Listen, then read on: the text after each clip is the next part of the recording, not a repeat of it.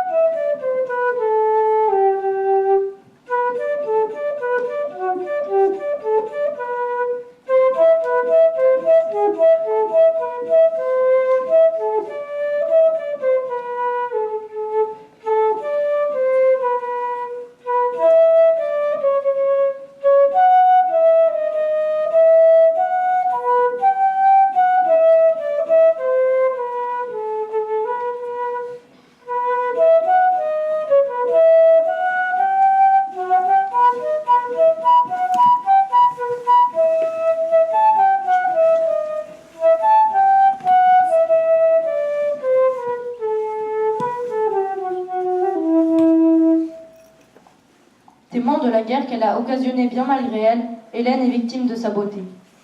Instrument d'une destinée qui dépasse sa volonté, Hélène a été enlevée 20 ans auparavant à son époux Ménélas par Paris Alexandre, prince de Troie et fils de Priam.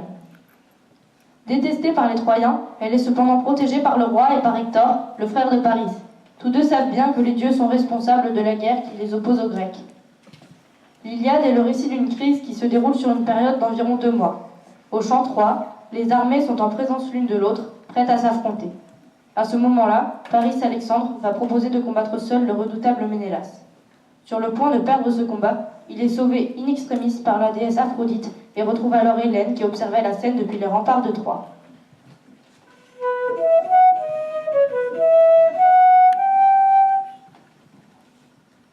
Comme Hélène, vous allez voir ce qui se déroula ce jour-là devant les portes C.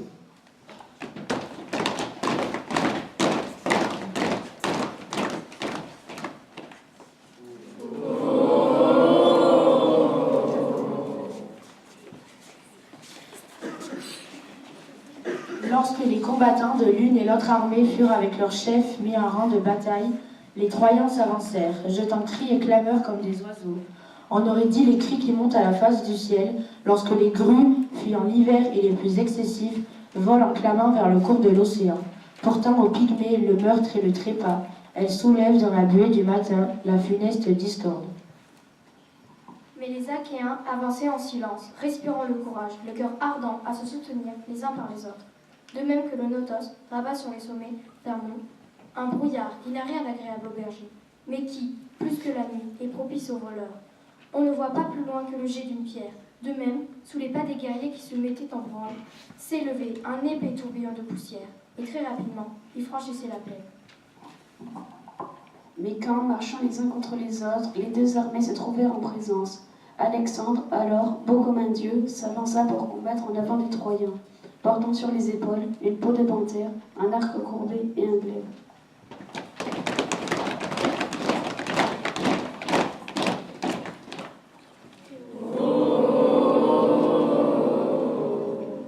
Brandissant de lance au point de bronze, il provoquait tous les preux des Argiens à venir, en un combat terrible, s'affronter avec lui. Aussitôt donc que Ménélas et Médarès le vit sortir des lignes et marcher à grands pas. Il se réjouit comme un lion qui a fait la rencontre du corps abattu d'un énorme animal. Ayant trouvé pour sa faim un cerf ramé ou un bouc sauvage, il le dévore en entier, même si chien rapide et vigoureux chasseurs se jettent sur lui. Ainsi se réjouit Ménélas, en apercevant de ses yeux Alexandre beau comme un dieu, car il se promettait de punir le coupable. Aussitôt de son char, il sauta tout armé sur la terre. Mais aussitôt,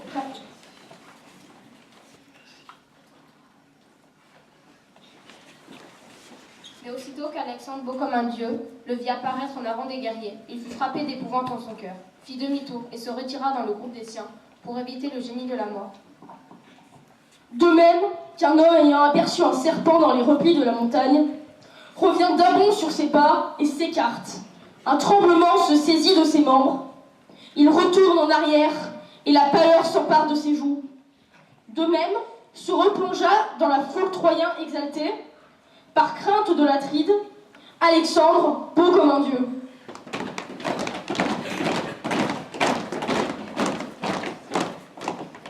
Hector, en le voyant, l'interpella par ces mots outrageants. Maudit Paris, si beau à voir, fou de femme, lanceur de yad, que n'es-tu sans naissance et mort sans mariage? Oui, je le souhaiterais, et cela te vaudrait beaucoup mieux que d'être ainsi la honte et le mépris des autres. En vérité, ils ricanent les Achéens aux têtes chevelues. Eux qui te disaient un pro incomparable, parce que tu jouissais d'une belle prestance. Mais ni vigueur, ni vaillance ne résident dans ton cœur. Est-ce donc avec ces qualités que tu as, sur des vaisseaux au rapide trajet, traversé la mer après avoir groupé des compagnons fidèles et que, liant commerce avec des étrangers, tu as ramené d'une terre lointaine une femme charmante, entrée par le mariage chez de vaillants piquiers, grand malheur pour ton père, ta ville et tout le peuple, sujet de joie pour ceux qui nous haïssent et de honte pour toi. Ne pouvais-tu pas attendre Ménélas et Médarès? Il aurait su alors de quel homme tu détiens la florissante épouse. Rien ne te servira, ni ta cithare, ni les dents d'Aphrodite, ni ta chevelure, ni ta belle prestance, lorsque tu seras roulé dans la poussière. Mais les Troyens sont trop timides. Sans cela, tu serais déjà vêtu d'une tunique de pierre, pour tous les maux que tu as suscités. Beau comme un dieu, Alexandre alors lui répondit et dit: Hector, tes reproches sont justes et non injustes. Ton cœur toujours est inflexible comme la hache qui, maniée par un homme habile à équarrir la poutre d'un navire, pénètre le bois et multiplie l'énergie de cet homme. Ton cœur est aussi ferme au fond de ta poitrine. Ne me reproche point les dons charmants de l'Aphrodite d'or, car ils ne sont pas à rejeter, les dons glorieux qui nous viennent des dieux, tous ceux qu'il nous concède et dont personne de son propre chef ne pourrait s'emparer. Mais aujourd'hui, si tu veux que je fasse la guerre et que je combatte, fais asseoir les autres Troyens et tous les Achéens.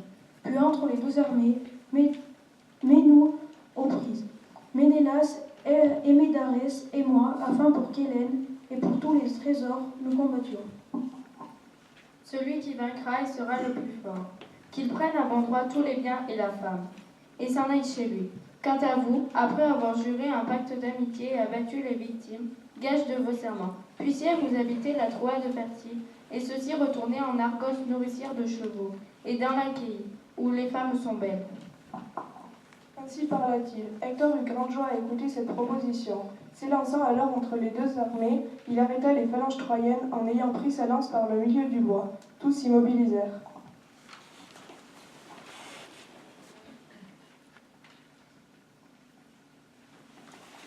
Mais les Achéens aux têtes chevelues tendaient déjà leurs arcs contre lui, le visaient de leurs flèches et lui lançaient des pierres.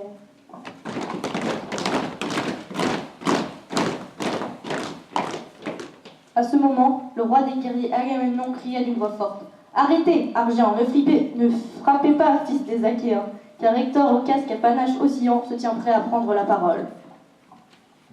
Ainsi parla-t-il. Ils cessèrent de combattre et firent silence aussitôt. Hector dit alors à l'une et l'autre armée: Écoutez-moi, Troyens, et vous, Achéens, ô belles Clémides, écoutez la proposition d'Alexandre, cause de notre dispute. Il invite les autres Troyens et tous les Achéens à déposer leurs armes sur la terre nourricière, tandis que lui-même, et Ménélas et Médarès combattront seuls entre les deux armées, pour Hélène et pour tous ses trésors. Celui qui vaincra et sera le plus fort, qu'il prenne à mon droit tous les biens et la femme, et j'en aille chez lui. Quant à nous, jurons-nous un pacte d'amitié, et abattons les victimes, gage de nos serments. Ainsi parla-t-il, et tous restèrent silencieux et quoi. Ménélas, veillant au cri de guerre, prit aussi la parole. Écoutez-moi maintenant à mon tour, car plus qu'à tout autre, la douleur pénètre jusqu'au fond de mon cœur. Je pense qu'il faut, dès à présent, qu'Argent et Troyens soient départagés, car vous avez, à cause de ma querelle et par la faute d'Alexandre, souffert de trop de maux. Ainsi donc que celui de nous deux dont la mort et la destinée sont préparés Périsse quant à vous autres, hâtez-vous de vous départager, apportez 2 agneaux, l'un blanc et l'autre noir, pour la terre et le soleil. Nous nous en apporterons un autre pour Zeus. Faites venir ici le puissant Priam, afin que lui-même, car ses enfants sont arrogants et perfides, abatte les victimes, gages de nos serments. Et pour que personne n'altère ne transgresse le serment de Zeus, l'âme des jeunes hommes constamment flotte en l'air. Mais quand un vieillard intervient parmi eux, il voit, considérant à la fois l'avenir et le passé, comment il est possible pour l'un et l'autre partie d'arranger tout au mieux. Ainsi parla-t-il. Les Achéens et les Troyens se réjouirent à la pensée que cette guerre déplorable allait se terminer. Ils arrêtèrent leurs chevaux sur les lignes, descendirent de leurs chars, se dépouillèrent de leurs armes, les mirent à terre les unes après les autres, car peu de champs se trouvaient entre les deux armées. Hector expédia 2 héros vers la ville pour promptement apporter les agneaux et convoquer Priam. De son côté, le puissant Agamemnon envoya Talthybios auprès des vaisseaux creux, lui ordonnant d'apporter un agneau, et le héros ne désobéit pas au divin Agamemnon.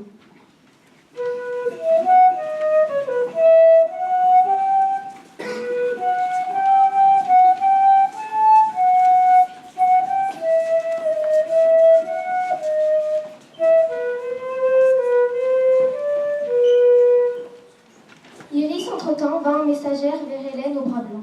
Elle avait pris les traits de la sœur de son mari. Elle la trouva dans son appartement, tissant un grand carré de toile, un châle de pourpre sur lequel elle brochait les multiples combats que les Troyens, conducteurs de chevaux, et les Achéens aux tuniques de bronze supportaient pour elle, sous les mains d'Arès. S'arrêtant auprès d'elle, Iris au pied rapide lui dit alors: Viens ici, chère jeune femme, pour que tu vois les exploits merveilleux des Troyens, conducteurs de chevaux, et des Achéens aux tuniques de bronze. Ceux qui naguère portaient dans la plaine, les uns contre les autres, le déplorable Arès, et se montraient pleins d'ardeur pour la guerre destructrice. Ceux-là maintenant se tiennent en silence, car la guerre a cessé. Ils s'appuient sur leurs boucliers et leurs longues piques sont plantées auprès d'eux. Alexandre et Ménélas, aimés d'Arès, vont avec le temps lancer combat pour toi, et tu seras appelé le cher époux de celui qui vaincra. Ayant ainsi parlé, la déesse lui jeta dans le cœur un doux regret de son premier époux, de sa cité et de ses parents.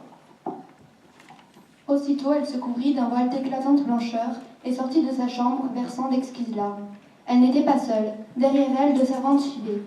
Bien vite, elles arrivèrent près de la porte C, or auprès de Priam, Panthos et Timothès, Limpos, Clytios et Icétaon, rejetons d'Arès, où Calégon et Anténor, tous deux bien informés, étaient assis en tant qu'anciens du peuple près de la porte C. Leur âge les tenait éloignés de la guerre, mais ils étaient d'agréables parleurs, pareils à des cigales qui, postées sur un arbre dans la forêt, font entendre leur douce voix de lys. Tels étaient les chefs troyens, assis sur le rempart. Dès qu'ils virent Hélène s'avancer vers la tour, doucement alors, ils échangèrent entre eux ces paroles ailées. Non, il ne faut pas s'indigner. Si les Troyens et les Achéens, aux belles Cnémides, souffrent depuis longtemps des maux pour une telle femme, elle ressemble d'une façon terrible quand elle s'offre face aux immortelles déesses.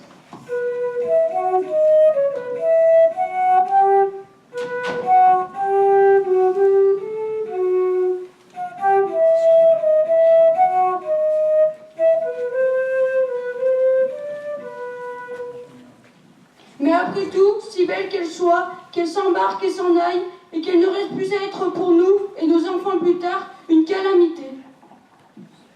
Ainsi parlèrent-ils, mais Priam appela Hélène à haute voix.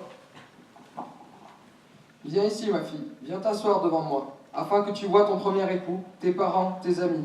Pour moi, tu n'es pas responsable, ce sont les dieux seuls que je tiens pour coupables. Eux qui ont contre moi déchaîné cette guerre, source de tant de larmes que font les Achéens. Par la même occasion, dis-moi donc le nom de cet homme imposant. Quel est-il, cet Achéen, ce guerrier noble et grand? Il en est d'autres, il est vrai, qui le dépassent de la tête, mais jamais je n'ai vu de mes yeux quelqu'un d'aussi beau, ni d'aussi vénérable. Son allure est d'un roi. Hélène, divine entre les femmes, lui répondit ces mots.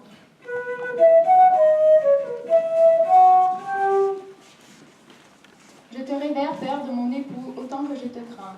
Ah, que n'ai-je préféré le funeste trépas, le jour où j'ai suivi ton fils jusqu'ici, abandonnant mon lit, mes parents, ma fille, tant choyés et mes charmantes compagnes, mais je ne le fis point, et c'est pourquoi je me fends en répandant des pleurs.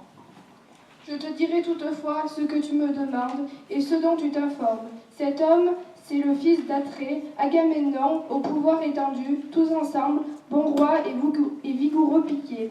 Il était le beau-frère, si je dois dire que je le fus jamais, le beau-frère de la chienne que je suis devenue. Ainsi parla-t-elle, et le vieillard admira Agamemnon et dit: Ô bienheureux Atride, né sous un sort heureux, divinement fortuné. Ils sont bien évidemment nombreux les fils des Achéens qui sont sous ton pouvoir. Je me suis déjà rendu dans la Phrygie, aux vignes plantureuses, et j'ai vu là de très nombreux Phrygiens entraînés à faire voltiger les chevaux. Étant leur allié, je fis nombre avec eux.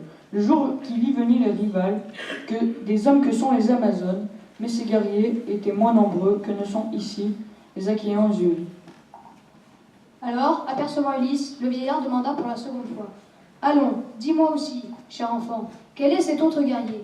Il est plus petit, si l'on parle de la tête, qu'Agamemnon l'Atride, mais il est, au jugé, plus large d'épaules et de tours de poitrine.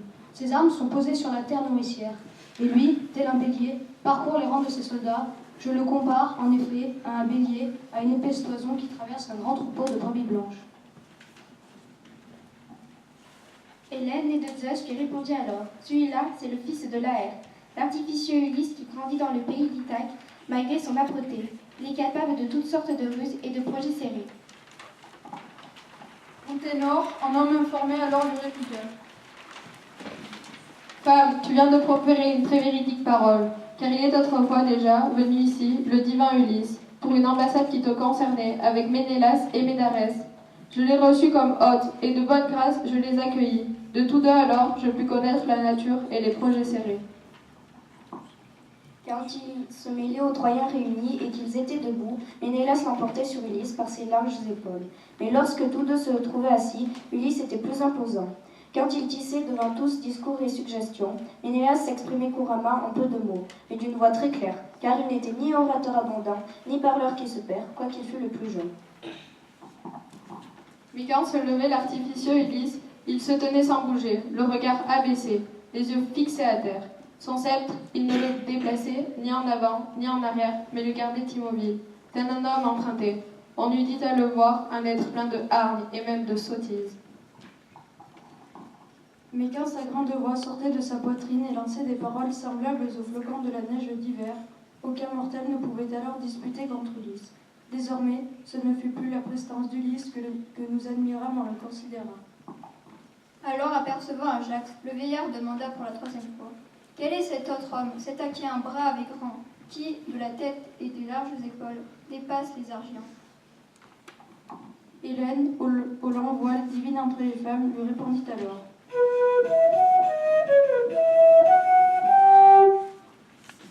Celui-là, c'est le prodigieux Ajax, rempart des Achéens. De l'autre côté, debout comme un dieu au milieu des Crétois, se tient Idoménée, et près de lui s'assemblent les guides des Crétois. Maintes fois, Ménélas et Médarès le reçurent comme hôte en notre maison quand il venait de Crète. D'ailleurs, tous les autres Achéens aux yeux vifs, je les vois à présent et je pourrais aisément tous les reconnaître et te les nommer. Mais j'ai les deux ordonnateurs de troupes que je n'aperçois point. Castor, le dompteur de chevaux, qu'enfronta la mer qui est la mienne. Ou bien ils n'ont pas quitté pour suivre l'armée, l'aimable Lacédémone, ou bien s'ils l'ont jusqu'ici suivi, sur les vaisseaux traverseurs de la mer, ils ne veulent plus se plonger à présent dans le combat des hommes, par crainte des opprobres et des nombreux outrages dont je me suis couverte. Ainsi parla-t-elle, mais la terre qui fait germer la vie les contenait déjà, en Laconie même, dans la terre de leurs douze patries. Pendant ce temps, les héros portaient à travers la ville les victimes des dieux, gage et serment, 2 agneaux et du vin qui réjouit le cœur. Près du sol cultivé, dans une outre de chèvre, les héros Idéaos apportaient avec lui un brillant cratère et des coupes d'or. S'arrêtant auprès du vieux Priam, il l'exhorta et dit: Lève-toi, fils de Laomédon. Les meilleurs des Troyens, conducteurs de chevaux, et des Achéens aux tuniques de bronze, t'invitent à descendre dans la plaine, afin d'abattre les victimes, gage des serments.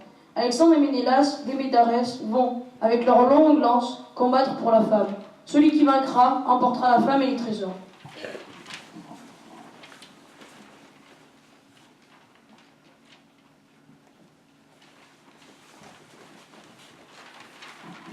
Quant aux autres, les uns, après avoir juré un pacte d'amitié et abattu les victimes, gage de leur serment, s'en iront habiter la Troade fertile. Les autres retourneront dans l'Argos, nourricière de chevaux, et dans l'Achaïe où les femmes sont belles.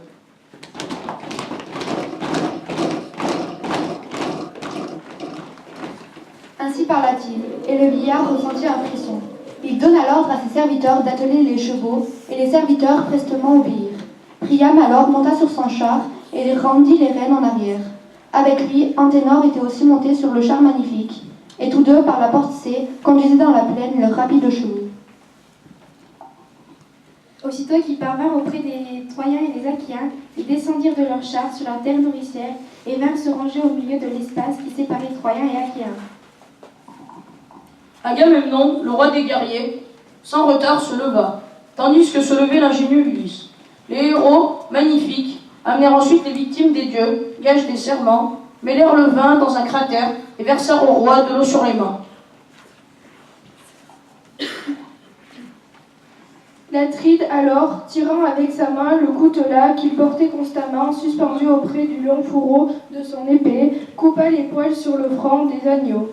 Les héros des Troyens et des Achéens les distribuèrent aux plus nobles d'entre eux. Au nom de tous, alors, l'Atride pria d'une voix forte en élevant les mains. Zeus, Père, toi qui gouvernes du haut de l'Ida, très glorieux, très grand, et toi, Soleil, qui vois tout, entend tout, vous, fleuves et terre, et vous deux qui sous terre, punissez parmi les hommes qui ont achevé de souffrir, celui qui a juré un faux serment, soyez témoins et préservez les serments gagés sur les victimes. Si Alexandre tue Ménélas, qu'il prenne et garde Hélène et tous ses trésors, tandis que nous repartirons sur nos vaisseaux traverseurs de la mer. Mais si Priam et les fils de Priam refusent de payer, Alexandre venant à succomber, alors je combattrai moi-même pour obtenir cette compensation, restant ici jusqu'à la fin, j'atteigne la fin de cette guerre. Il dit et il trancha, de bronze sans pitié, la gorge des agneaux. Les étendit, palpitant et sans vie sur la terre, car le bronze leur avait enlevé toute ardeur. Puis, ayant, avec leur coupe puisé du vin dans un cratère, ils les répandirent et prièrent les dieux, qui sont toujours. Et chacun, Achéen ou Troyen, redit cette prière. Zeus, très glorieux, très grand, et vous autres dieux immortels, quels que soient ceux qui transgresseront les premiers serments, que leur cervelle comme ce vin soit répandue sur la terre, la leur et celle aussi de leurs enfants, et que leurs femmes soient assujetties par d'autres. Ainsi parlèrent-ils, mais le fils de Cronos ne les exauça point. Priam, alors issu de Dardanos, leur adressa ces mots. Écoutez-moi, Troyens et Achéens, ô belles Cnémides, je vais quant à moi retourner vers Ilion, battu par les vents, car jamais je n'aurai le courage de voir de mes yeux mon cher fils se battre avec Ménélas, aimé d'Arès, Zeus et les autres dieux immortels, à qui des deux est destiné le terme de la mort. Il dit, et sur son char, il plaça les agneaux. Cet homme, égal aux dieux, il monta et tendit les rênes en arrière. Près de lui, Anténor était aussi monté sur le char magnifique. Et tandis que tous deux, revenant sur leurs pas, retournant vers Ilion, Hector, le fils de Priam, et le divin Ulysse mesuraient tout d'abord le terrain.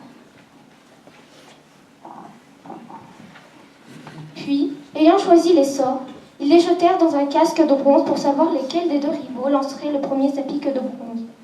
Les troupes prièrent, et vers les dieux élevèrent les mains. Et chacun, Achéen ou Troyen, redit cette prière. Zeus, Père, toi qui protèges du haut de l'Ida, très glorieux, très grand, fais que celui des deux qui fit lever ce conflit entre nous périsse et s'affronte dans la maison d'Hadès. Mais sur nous, fais en sorte que règne l'amitié et les serments gagés sur les victimes. Ainsi parla-t-il, le grand acteur au casque à panache, oscillant, agita les sorts en détournant les yeux, et celui de Paris se jaillit tout aussitôt. Les combattants s'assirent en conservant leur rang, chacun auprès des chevaux, aux pieds vifs et des armes ornées qui posaient à terre.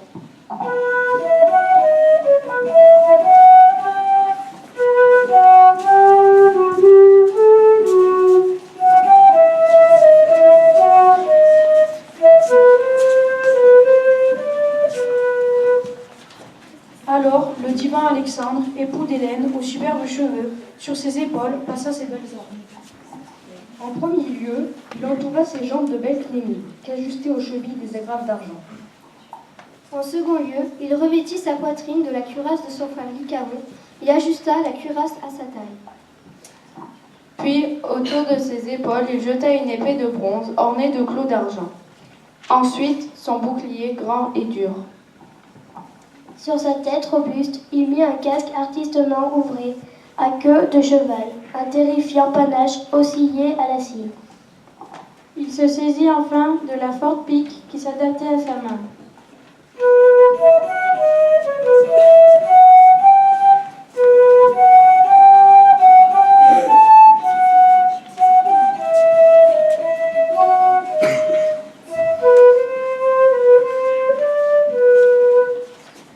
À son tour, et de la même façon, Ménélas et Médarès se vêtirent de ses armes.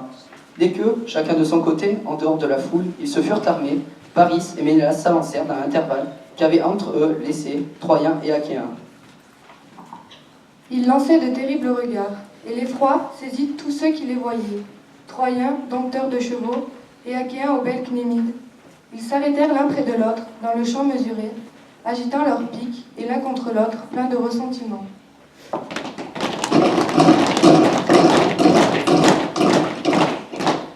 Alexandre alors lança le premier sa pique à l'ombre longue, et atteignit le bouclier, arrondi de l'Atride. Il n'en brisa pas le bronze, mais la pointe de l'arme se tordit en heurtant le bouclier résistant.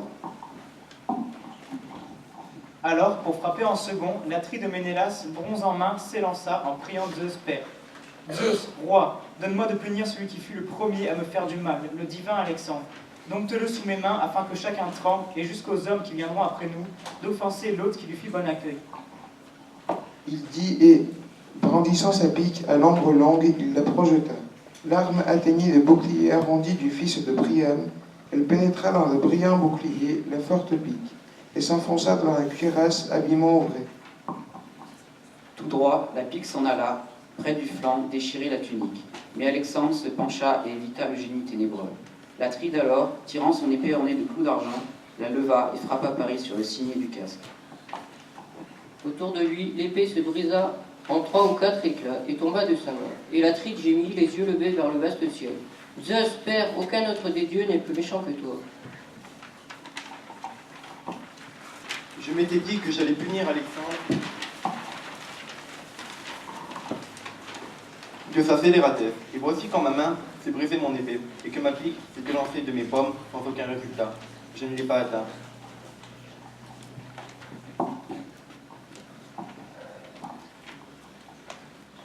Il dit, et il saisit d'un bond Paris, par son casque, à épaisse crinière, se retourna, et tira le Troyen vers les Achéens aux belles cnémides. La jugulaire, richement brodée, courroie du casque tendu sous le menton, étranglait sa gorge délicate. Et Ménélas aurait certainement entraîné Paris, et se serait acquis une gloire indicible, si Aphrodite, fille de Zeus, ne s'y était promptement avisée. Elle rompit la courroie provenant d'un bœuf, violemment abattu, et le casque vide suivit la forte main. Le héros fit tournoyer ce casque et le jeta parmi les Achéens aux belles cnémides. Ses loyaux compagnons, dès lors, le ramassèrent, puis, contre Paris, il courut de nouveau, ardent à le tuer avec sa lance de bronze. Mais Aphrodite n'eut aucune peine, car elle était déesse à enlever Paris. Elle le cacha sous un épais brouillard et le déposa dans sa chambre odorante brûlée des parfums. La déesse elle-même alla chercher Hélène.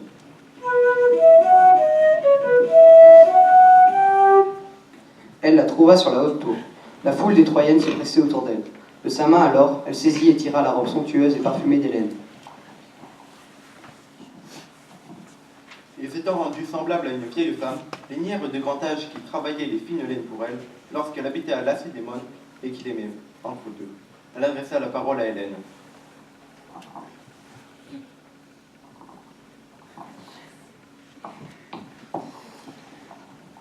Ainsi donc, sous ses traits, la divine Aphrodite lui dit « Viens, Alexandre t'appelle et te demande de revenir chez toi. Il t'attend dans sa chambre, sur le lit fait autour, où sa beauté reluit autant que sa parure. Tu ne dirais pas qu'il vient de combattre un guerrier, mais qu'il s'en va danser, ou bien qu'il se repose après avoir dansé. »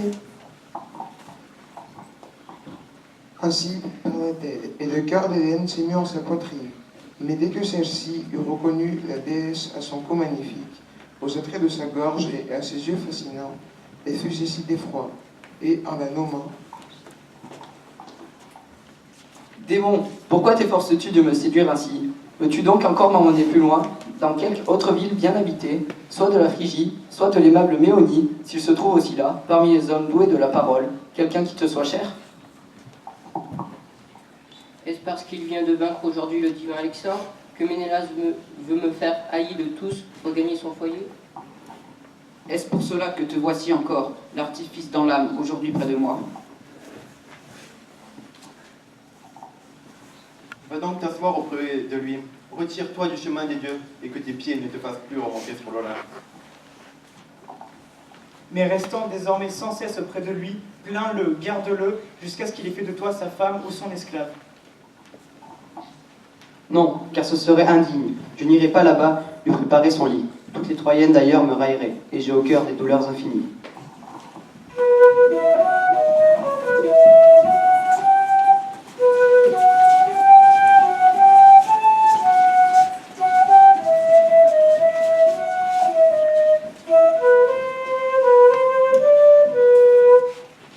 Irritée, la divine Aphrodite lui répondit alors. Ne me provoque pas, misérable. Crains qu'en ma colère je ne t'abandonne et ne te haïsse avec autant de force que je t'ai jusqu'ici étonnamment aimé. Je tramerai alors entre les deux parties, Troya et Danae, des haines désastreuses, et tu périrais sous un sort exécrable. Ainsi parla-t-elle, et Hélène, née de Zeus, prit peur. Elle se mit en route en abaissant son voile d'une blancheur éclatante. En silence, avança, passa inaperçue de toutes les femmes. Devant elle marchait une divinité. Dès qu'elles arrivèrent dans la maison très belle d'Alexandre, les esclaves se hâtèrent alors de reprendre leurs tâches. Hélène, divine entre les femmes, gagna sa chambre à haut plafond, et Aphrodite, amie des sourires, prit un siège et vint, en le portant, le plaçait pour Hélène en face d'Alexandre. Là s'assit Hélène, fille de Zeus, portez-y. Baissant alors et détournant les yeux, elle apostropha son époux de ces termes.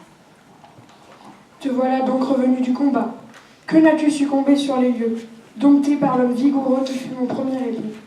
Tu te vantais jusqu'ici de l'emporter par ta force et par tes mains, et ta pique sur Ménélas et Médarès. Eh bien, va donc à présent provoquer deux rechefs à un combat singulier, Ménélas et Médarès. Mais non, je veux que tu t'arrêtes, que tu renonces à lutter en face du blond Ménélas et à livrer contre lui un combat insensé, de peur que tu ne sois bientôt terrassé sous sa lance. Paris alors lui répondit et dit « Femme, par-dessus de rudes outrages, ne blâme pas mon cœur. Aujourd'hui, en effet, Ménélas, avec l'aide d'Athéna, m'a vaincu. Mais une autre fois, je le vaincrai, car nous aussi, nous avons des dieux avec nous. Mais allons, couchons-nous et goûtons au plaisir de tendresse, car jamais encore l'amour n'enveloppe pas, mais sans s'assoupir. Pas même qu'après t'avoir tout d'abord arraché de la riante Lacédémone, je pris le large sur mes vaisseaux traverseurs de la mer, et que dans l'île de Cranaé, je m'unis à toi dans le lit et l'amour. Non, jamais je t'ai tant aimé qu'aujourd'hui, et un plus doux désir, jamais il ne m'a saisi. Il dit, et le premier, il marcha vers le lit. Sa femme le suivit. Comme ils dormaient tous deux dans leur lit ajouré, l'Atride allait et venait dans la foule, pareil à un fauve, cherchant partout à découvrir Alexandre beau comme un dieu. Paris était l'homme que tous, à ce moment-là, étaient en train de chercher, là-bas dans la plaine. Il était l'homme que tous, Achéens ou Troyens, n'auraient aidé ou caché ce jour-là. Il était l'homme que tous haïssent, comme on hait la déesse noire de la mort. Le roi des guerriers, Agamemnon, dit alors aux armées « Écoutez-moi, Troyens, Dardaniens et alliés, justement, en faveur de Ménélas et Médarès. Vous donc, livrez-nous Hélène d'Argos et ses trésors avec elle, et payez-nous une indemnité suffisante pour que les hommes qui viendront après nous s'en souviennent encore. » Ainsi parla l'Atride et les autres Achéens l'approuvèrent.